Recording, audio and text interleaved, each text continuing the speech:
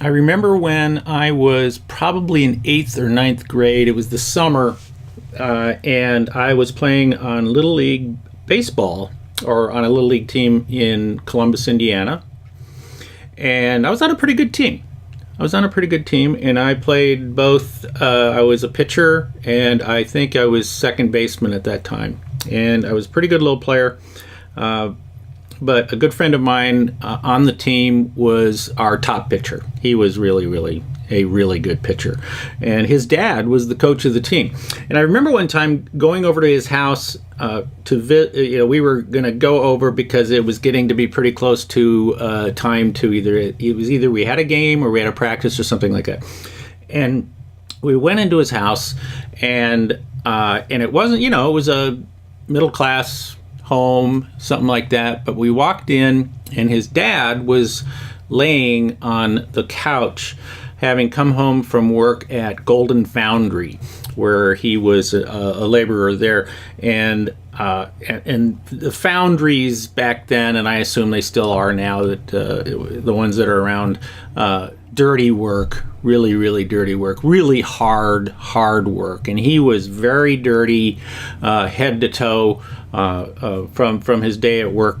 And when we walked in, I still can see to this day him jumping up off the couch and running back into the bedroom or something like that, as if he didn't want me to see him like that, or that he knew that his son didn't want me to see him like that.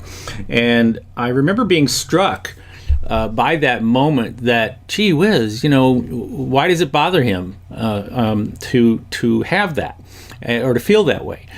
Because even back then, even at that young age, to me it was like, okay, he goes to work and he does what he has to do at work, and he's taking care of his family, and isn't that great? And so what if he's not a white collar worker? So what? Didn't bother me. I didn't care. And I didn't even remember that. I hadn't remembered that story in a long time until this week. You may or may not have heard about this, but there was somebody had taken a picture of a Target store bagger, and because they recognized this person as being an actor from a very popular sitcom many years ago. And this actor was now bagging stuff at the cashier's checkout, and they kind of took a picture and they kind of posted it on social media in a shaming way of, why is this actor, who is pretty well known from this very popular TV show, why is he relegated to bagging, not grocery, but I guess Target does have groceries, but bagging stuff at Target. And of course, the actors community totally came to this guy's defense, saying that there's nothing wrong, there's no shame in doing this. And many very famous actors talked about the times that while they were working to be actors, that they still held jobs. And I never want to use the word menial job, but today, in the United States, we celebrate what is known as Labor Day. And you know what? I'm like everybody else, that the end of summer, Labor Day kind of marks the end of summer, and we don't really think about it very much. But the fact is that again, this brought it back home to me that working as a laborer in any field, and whether it's physical labor, mental labor, whatever it is, absolutely no shame in doing that, taking care. And I think people should just be proud of the fact that they're taking care of their families and paying their bills and putting food on their table and things like that. It also reminded me that even getting to the point where, I mean, it's easy for me to say, oh, gee, Steve Miller, and I guess I should say, welcome to my weekly Uncopyable Business video. This is Steve Miller, better known as Kelly's dad and marketing gunslinger and Amazon #1 best-selling author. And I think it's important for me to point out that, yes, today I have spoken around the world. I have a best-selling book.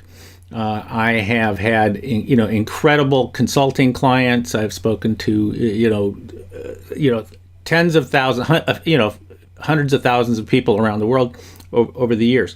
But I have that background too. There was a time when I did not have any money. There was a time when I was, when Kay and I first met, I didn't really have a job because I was trying to start my business as a consultant and as a professional speaker. And in fact, I remember I was in debt at that time. And so when we first met and then we got married, we were living off of her job before we were able to live off of my job. But even before that, I also remember I had jobs that could be considered to be labor jobs. I mean, certainly when I was trying to be a golf professional, and not paying bills there. And back then, back in the 70s, the golf professionals, the tournaments were not year round. They were basically spring to fall, and then all of the pros, with very rare exception, went out and had winter jobs.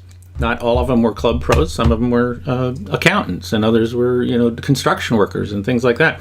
And so I had done jobs like I had been a laborer, an hourly laborer in construction. I painted homes to pay my bills. I was even a manager of a roller skating rink down in Tucson, Arizona, to pay my bills, right?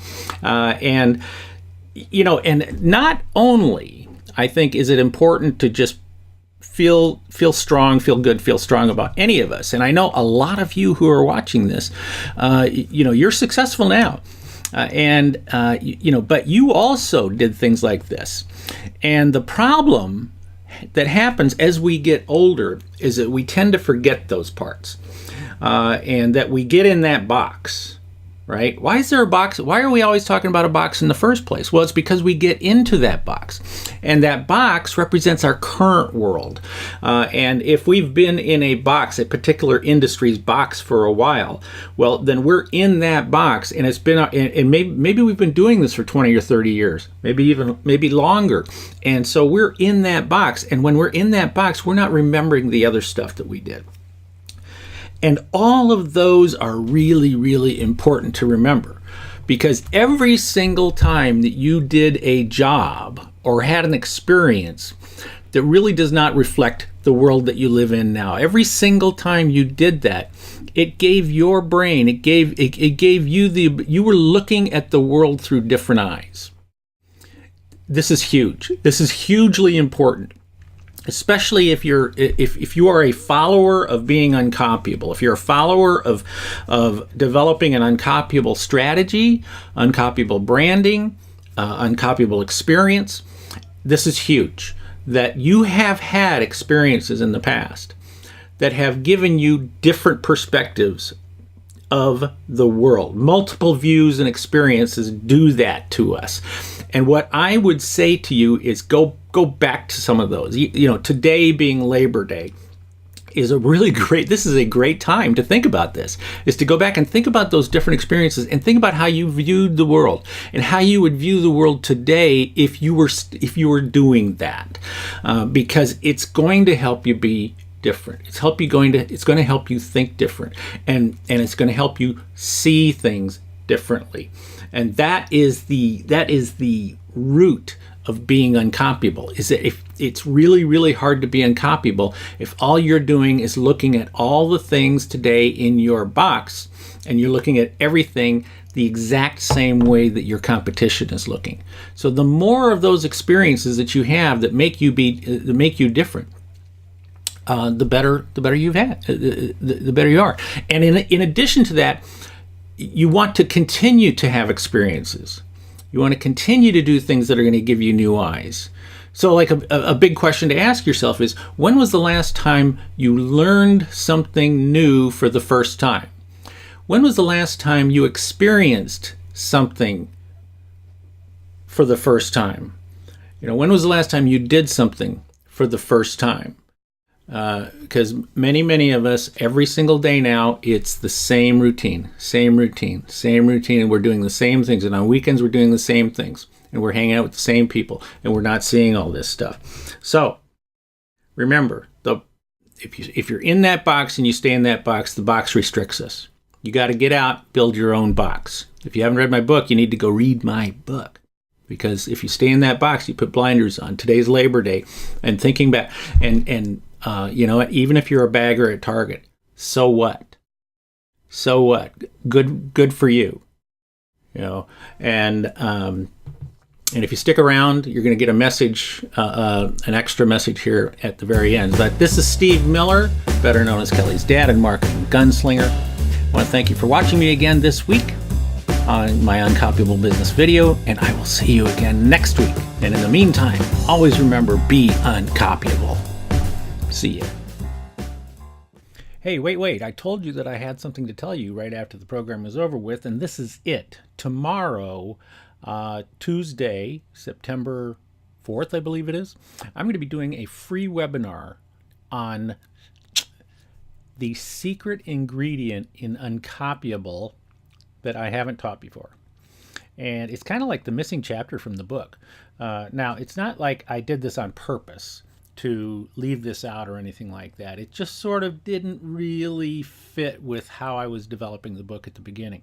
But now I realize it's an important part of becoming uncopyable and staying uncopyable that you really need to know about. So I'm going to be talking about that tomorrow.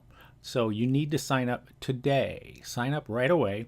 Yes, there will be a replay, but this is going to be a very short. There's going to be a short window on this thing. I may not even do this ever again.